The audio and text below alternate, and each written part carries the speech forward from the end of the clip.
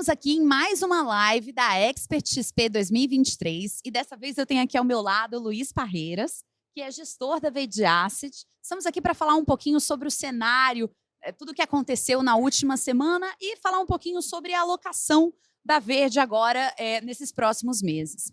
Então, primeiro, como a gente passou uma semana bastante turbulenta, como a gente estava até falando aqui antes da gente fazer essa live, queria saber, Luiz, o que mais impactou o mercado brasileiro, né, da Bolsa especificamente, nessa semana? Foi mais essa questão fiscal? Foi o cenário internacional ou foi um mix assim, dos dois? Bom, primeiro, obrigado, Bruno, todo o time Infomani, é um prazer estar aqui com vocês hoje. Com certeza foi uma semana bem agitada, e eu diria mais até, foi um mês de agosto muito agitado, né? Muita coisa acontecendo lá fora e aqui dentro. Alta de juros muito forte, né, nos mercados globais, liderado ali pelos Estados Unidos. Foco muito grande também na China, né? Muita preocupação com o crescimento da China, o que vai acontecer, se a gente vai ter uma crise mais profunda lá. E tudo isso se juntou com a incerteza aqui no Brasil voltando a crescer, né? Especialmente por conta do calendário fiscal, né? O governo tendo que colocar o projeto de lei de diretrizes orçamentárias no Congresso e vindo à tona claramente, né, as dificuldades que o arcabouço tem, porque o arcabouço, enquanto plano fiscal, ele enfim, tem lá seus problemas, mas o grande questão dele é a necessidade de muita receita, né? O governo precisa levantar muita receita para que o Haddad possa entregar as metas que ele se propôs ali quando eles puseram o arcabouço. Então, agora, justamente nesse momento, é onde está vindo à tona a dificuldade de achar essas receitas e a necessidade de passar pelo Congresso com várias medidas para levantar mais receita para o governo. E o governo cuja relação com o Congresso não é das mais simples, né? A gente teve aqui o presidente da Câmara, Arthur Lira, falando na Expert, né, e deixando claro onde tem um certo desconforto, etc. A reforma ministerial até agora não aconteceu. Então, toda essa questão fiscal, ela veio à tona de uma maneira mais forte nessa última semana, no contexto de um cenário global um pouquinho mais complicado também, porque você tem de um lado alta de juros nos Estados Unidos e do outro a aceleração do crescimento chinês. Então, essa mistura toda foi uma mistura particularmente complexa e acabou, de uma certa maneira, pesando nos mercados, especialmente aqui na última semana, nos mercados brasileiros, acabaram sofrendo um pouco mais com isso. Bom, você estava falando bastante sobre essa questão fiscal, né? A gente teve a apresentação do orçamento, tivemos uma medida provisória ali que pede, né, a medida provisória das subvenções, tivemos também ali a publicação de um texto que pode extinguir ali o fim dos juros sobre capital próprio. Então, eu queria entender um pouquinho mais, assim, qual é a visão da casa sobre essas medidas que o governo está tentando levar adiante e de que forma isso pode impactar nas ações ali da Bolsa. Qual seria a medida talvez mais preocupante hoje para vocês? Eu acho que todas essas medidas, elas vêm nesse contexto do governo precisar de muita receita. Então, pela ordem, digamos, do que traz mais dinheiro, né? Essa medida do fim da subvenção, né, do ICMS nos impostos federais é a medida que potencialmente arrecada mais dinheiro, né? O Ministério da Fazenda fala em algo como 90 a 100 bilhões de reais. As estimativas de consultores do nosso time econômico apontam para algo na casa de uns 40 a 50 bi, né? A MP que o governo, né, mandou para o Congresso, ela foi uma MP bem dura. Ela afeta, de fato, essa questão do ICMS, o impacto nos impostos federais de uma maneira bem dura. E algumas empresas, particularmente do setor de varejo, né, na nossa visão, seriam potencialmente bastante impactados. Então, já tem algum tempo, aí, eu diria 1, 2 meses, que a gente vinha olhando essa questão e depois da alta da Bolsa ali, de maio até começo de julho, a gente reduziu, especialmente esse setor, a gente reduziu praticamente todas as nossas posições, muito preocupado com isso. Agora, o que veio no MP, eu acho que surpreendeu todo mundo mais que o esperado. Né? Surpreendeu negativamente. Negativamente, com impactos mais duros do que as pessoas tinham imaginado e mesmo ouvido dos políticos, etc. Não é à toa que o próprio deputado Arthur Lira criticou a MP e, enfim, eu acho que essa MP ela vai mudar um pouco ao longo da sua trajetória ali no Congresso. Eu acho que ela vai ser flexibilizada, porque de fato ela veio bastante dura. Mas, de novo, é uma negociação que o governo precisa de receita, né? E o Congresso sabe disso, e vai fazer um papel responsável, mas também acho que foi um pouco duro demais. Então, essa de todas é a que tem mais impacto. A questão do JCP, né, do juros sobre capital próprio, ela é uma questão que afeta menos empresas em geral, né, e afeta de maneira importante alguns poucos nomes, né, normalmente muitos bancos, empresas um pouco maiores como a Ambev. O próprio discurso do governo tem sido no sentido de não extinguir totalmente com o JCP, mas extinguir o que eles chamam dos abusos. Né? É uma questão amplamente discutível e eu acho que isso também ali no Congresso vai... Eu acho que o JCP ele não vai morrer totalmente, eu acho que ele vai ser redesenhado ou algumas limitações nele vão aparecer de maneira que o governo vai arrecadar menos do que está imaginando e os impactos também vão ser menores do que à primeira vista podem parecer. Luiz, você falou que recentemente vocês reduziram o varejo e tem outro setor que pode ser bastante afetado ali pelo JCP, que seriam, no caso, os bancos. Atualmente, vocês têm alguma posição em bancos ou não? Assim, ou se sim, qual banco talvez seria um pouco menos impactado? Todos os bancos são impactados, assim, de alguma maneira.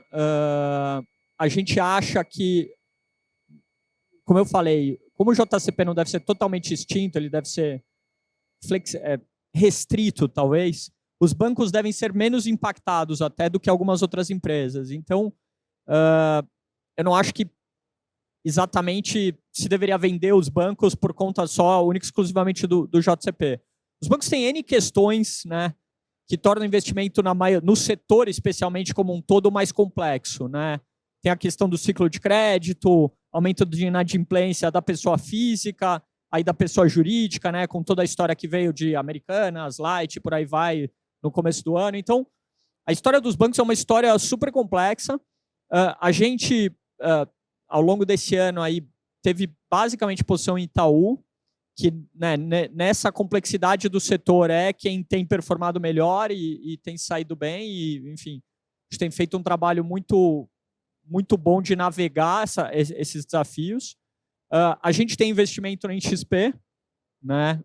Embora não seja um banco per se, tem aqui um banco, né? Mas é um negócio que a gente acha que se beneficia bastante do ciclo de corte de juros, embora a ação já tenha praticamente dobrado, né, dos níveis mais baixos que chegou a bater ali no primeiro tri do ano, mas é um investimento que a gente continua gostando.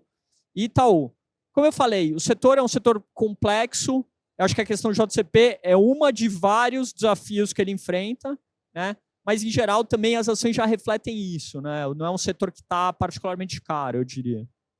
Perfeito. Bom, na última carta, que todos os meses todo mundo aguarda ali a carta da Verde para tentar entender como é que está o cenário, como é que uma das maiores gestoras do Brasil está entendendo o cenário macroeconômico e tudo. Eu queria saber, assim, na última carta, vocês disseram que estavam reduzindo um pouco essa posição em bolsa. Qual que é a avaliação de vocês sobre esse momento atual? Vocês estão otimistas, cinicamente otimistas, como alguns gestores falaram por aqui recentemente na Expert? Qual que é a avaliação de vocês sobre a bolsa nesse momento? Há um otimismo? É um otimismo contido? Qual que seria? Eu acho que a gente é mais otimista que a média dos nossos pares, né? Sem ser exageradamente otimista e mantendo a disciplina de preço. Né? Então, a gente comentou na nossa última carta, que né, foi um mês atrás, que a gente tinha aproveitado a alta forte da Bolsa para reduzir algumas coisas que tinham chegado no nosso preço, porque a gente começava a ver um desbalanceamento entre oferta e demanda. Né? Quando a bolsa começou a subir, foi basicamente porque os investidores estavam muito subalocados, ou estavam vendidos em bolsa, ou estavam muito subalocados. Eu acho que esse foi o primeiro movimento da bolsa, quando ela, né, falando de índice Bovespa, indo de 105 até 115, 117 mil pontos. Depois teve um segundo movimento, que aí é de fato o movimento de o juro cai, o lucro das empresas potencialmente vai ser melhor, etc. Só que esse segundo movimento, ele precisava de um pouco mais de fluxo, né? E esse fluxo ele ainda não veio, né? A pessoa física parou de sair, mas ainda não voltou a entrar. E, particularmente no mês de agosto, o investidor estrangeiro vendeu bastante. E acho que é um pouco o reflexo dessa história da China, né, que a gente estava falando um pouco antes. Olhando para frente, uma das razões do nosso otimismo é que, com a queda dos juros, a gente acha que esse fluxo volta a vir para a Bolsa. Então, a gente vai aproveitar, e aproveitamos aqui na última semana para voltar a comprar um pouco, né? Mas com disciplina e parcimônia. Por quê? Porque a Selic ainda está alta, né? Esse processo de queda é um processo, a gente está vindo de 3,75, né, o juro vai provavelmente para algo como 9 qualquer coisa, mas ele leva tempo, né? Então não vai ser aquela coisa que a gente viveu ali fim de 2020, 2021, quando o juro foi para 2 e, né, todo mundo resolveu sair correndo. Acho que é um processo mais lento e gradual. Então, a gente vai aproveitar momentos de um pouco mais de pessimismo, como a gente viveu aqui nas últimas 2 semanas, para comprar, e momentos como quando a gente acha que tem um pouquinho mais de otimismo, a gente vai pôr um pouquinho de lucro no bolso e ser disciplinado para ir mantendo. Mas eu diria que nos próximos 12 meses, a gente continua animado, que a gente vê, de fato, um crescimento potencialmente melhor do que as pessoas imaginam, né? E nos últimos dias, a gente viu o PIB de novo surpreendendo positivamente. Então, essa é uma história que a gente vem batendo e é um fator de otimismo. Segunda coisa, as empresas passaram por um período muito doloroso, né? 2020, 2021, especialmente 2022, né? Se retraindo, despesa financeira muito alta, cortando o custo. Agora a gente volta a ter uma dinâmica talvez mais saudável. Então, acho que a lucratividade das empresas volta a crescer. E fluxo, né, como eu falei. Então, você combina todas essas coisas, os próximos 12 meses parecem positivos para a Bolsa. Óbvio, o governo sempre pode atrapalhar, o cenário externo continua complexo, mas eu diria que a nossa visão continua razoavelmente construtiva, assim. Interessante. Queria te fazer uma provocação, porque ontem, num painel que eu acompanhei também de vários gestores, eles se mostraram muito preocupados com a Bolsa com relação ao ambiente externo. Eles estão esperando uma desaceleração global, especialmente uma desaceleração nos Estados Unidos, com risco de uma recessão mesmo. Se isso acontecer, a Bolsa também tenderia a sofrer. Isso faz também com que vocês fiquem também um pouco mais cautelosos nesse sentido, ou a preocupação é um pouco menor assim, com esse cenário global afetando a Bolsa? O Brasil nunca é uma ilha, né? Então, é óbvio que o cenário externo é super relevante para o que vai acontecer aqui nos preços. Agora, todo mundo está esperando essa recessão, já tem uns 12 meses, né? Ela nunca vem, né? Esperando por Godot e ele nunca chega. Não quer dizer que não há motivos para se preocupar nos últimas semanas, a gente teve alguns sinais aí de que a desaceleração, especialmente no mercado de trabalho americano, etc., está vindo de uma maneira um pouquinho mais forte. Mas é uma economia incrivelmente resiliente, né? Onde a sensibilidade ao juro é menor do que as pessoas imaginam, né? O consumidor e as empresas aproveitaram o tempo de juro zero, né, vários anos de juro zero, para tomar dívidas a taxas muito baixas, né? Então, a pressão que eles estão sentindo do juro de 5, 5,5 agora é muito menor do que os modelos clássicos mostram. Então, eu diria assim, a economia americana ela continua resiliente, tem algum sinal marginal de desaceleração, mas eu não estou vendo aqui nos próximos 3 meses assim, uma recessão. Pode ser que a gente venha para algo que parece com um crescimento bem mais suave, e é um cenário que, para o S&P, talvez seja um pouquinho mais difícil. Mas eu não acho que, assim, eu acho que o Brasil tem uma história razoavelmente resiliente. Se a gente vai subir muito, médio ou pouco, acho que o externo importa bastante e pode atrapalhar com certeza. Mas eu não acho que é uma razão para ficar pessimista per se, assim, com o Brasil. Entendi. E agora, falando um pouquinho das apostas, talvez, da Verde, né? Teve alguma ação, algum papel, assim, que vocês aumentaram recentemente, que são um pouco mais otimistas? Eu acho que, assim, a gente tem posições que tendem a ser um pouco mais descorrelacionadas, né? De apostas, né? Um pouquinho mais otimistas, pessimistas. Então, as principais posições que a gente tem em ações são empresas como Suzano, Rumo, Vibra, Equatorial, que são casos que a gente acha que vão gerar muito valor, quase que independente se o macro vai ser um pouquinho melhor, um pouquinho pior, ou se lá fora vai ser um pouquinho melhor, um pouquinho pior. Então, a gente busca muito valor independente, assim, um pouco descorrelacionado do setor. E óbvio, aí como a gente é um fundo macro, a gente combina isso com outras apostas em moeda, em juros, etc., para gerar um risco-retorno bastante assimétrico. Então, um pouco como a gente está vendo hoje, tem muita oportunidade na Bolsa, que não depende exatamente, se o Ibovespa vai subir, e dois, se vai dar tudo certo no Brasil. Né? Só precisa não dar muito errado, né? Que aí obviamente atrapalha, e depende muito das empresas entregarem o que a gente está imaginando, etc. Então é um pouco essa história, esse tipo de situação que a gente mira mais quando a gente fala de ações. Interessante. E com relação aos Estados Unidos, né? Vocês são uma casa também que tem fundos macro. Eu queria saber como é que estão as apostas lá nos Estados Unidos. Vocês têm alguma coisa em juros? Tem alguma coisa em câmbio? Como que está atualmente? Então, hoje, assim, a gente tem posições nos Estados Unidos muito menores do que a gente teve o ano passado, por exemplo, onde a gente teve, como muita gente, a história de surfar alta de juros, e tivemos apostas, em geral, vendidas na Bolsa Americana. Então, hoje a gente está basicamente neutro em Bolsa lá. A gente tem algumas opcionalidades para baixo, se de fato a tal recessão aparecer. A gente acha que é assimétrico comprar esse tipo de proteção, está barato, a volatilidade está barata. E a gente tem uma aposta que não é enorme, mas é uma aposta que a gente vem crescendo aqui nos últimos meses, que é a aposta no juro real americano. Né? Então, o equivalente de comprar uma NTNB nos Estados Unidos, que para um prazo de 5 anos, por exemplo, paga mais de 2% em dólar hoje. E a gente acha que isso é razoavelmente assimétrico. Se a economia desacelerar, isso vai cair muito. Se a inflação for um pouco mais resiliente, esse é um bom investimento também. Então, é uma aposta um pouquinho diferente que a gente vem acumulando assim sem pressa e com parcimônia, porque a gente também não está com essa visão, a recessão vai chegar amanhã. Ela talvez a desaceleração é um negócio que vai levar mais tempo.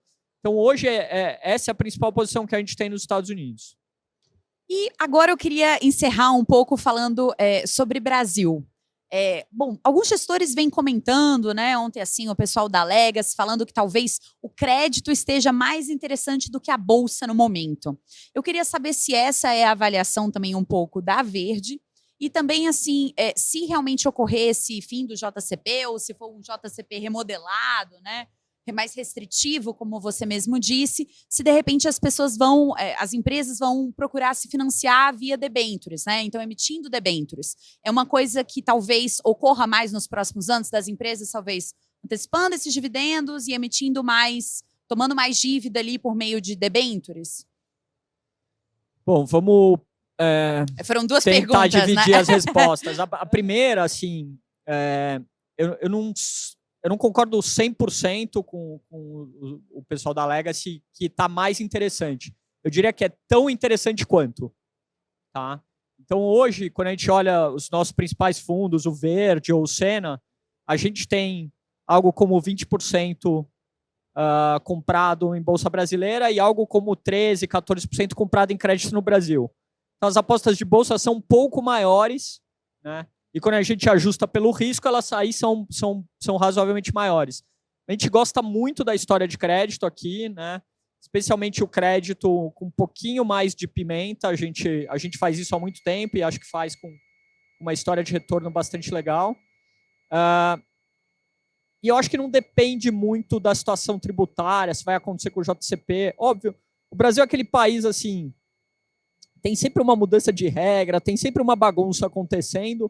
Isso sempre força as empresas e por consequência, os investidores a serem criativos, a trabalhar na análise de uma maneira mais inteligente para, fugir das pegadinhas e dos riscos que não estão exatamente precificados, mas 2, para ter oportunidade. Então, pode ser que o fim do JCP e, eventualmente, se vier um imposto sobre dividendo, como o próprio governo fala que quer trazer o ano que vem, eu acho que isso vai criar oportunidades pontuais ali de fazer investimentos em crédito para empresas que querem se alavancar para antecipar isso e não pagarem imposto. Isso já aconteceu e, né, provavelmente essa situação dos dividendos vai trazer de novo.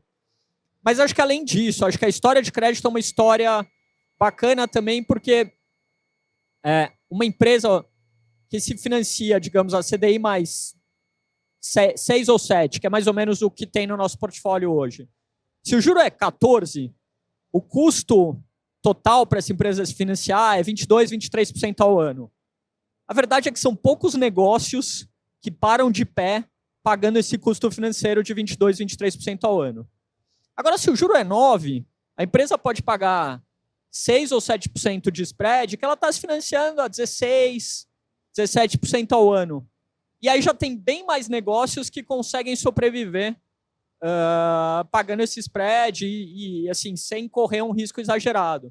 Então, a história de crédito, quando você olha do lado do spread, o juro mais baixo ele ajuda bastante. Fora que você tem todo o mercado de debêntures incentivadas, todo esse mercado de ativos isentos que se desenvolveu de uma maneira brutal nos últimos anos, eu diria até exagerado. Assim, o brasileiro ele costuma, só para não pagar imposto, tomar riscos que talvez ele não deveria, né? A gente costuma brincar que as pessoas preferem um prejuízo isento do que um lucro tributado, mas esse mercado é enorme, abre, às vezes, oportunidades bastante interessantes, então é uma coisa que também tem que estar lá olhando, tem que estar acompanhando, porque, vez por outra, aparece um risco-retorno bastante interessante. Não, bom, bem bacana. Obrigada, Luiz, por todas as suas teses, né, por ter compartilhado com a gente tudo que a Verde está pensando atualmente. Acho que sempre temos muito a aprender, né, com vocês. Queria agradecer a sua presença hoje. Obrigado, foi um prazer todo mundo que está aqui na Expert, está prestigiando o evento, prestigiando a Verde. É sempre um prazer estar aqui com vocês. Com certeza. Obrigada pela presença. E é isso, foi mais aqui um programa de entrevistas, né, da Expert XP 2023. A gente vai ter mais entrevistas ainda, então acompanhe o nosso canal no YouTube.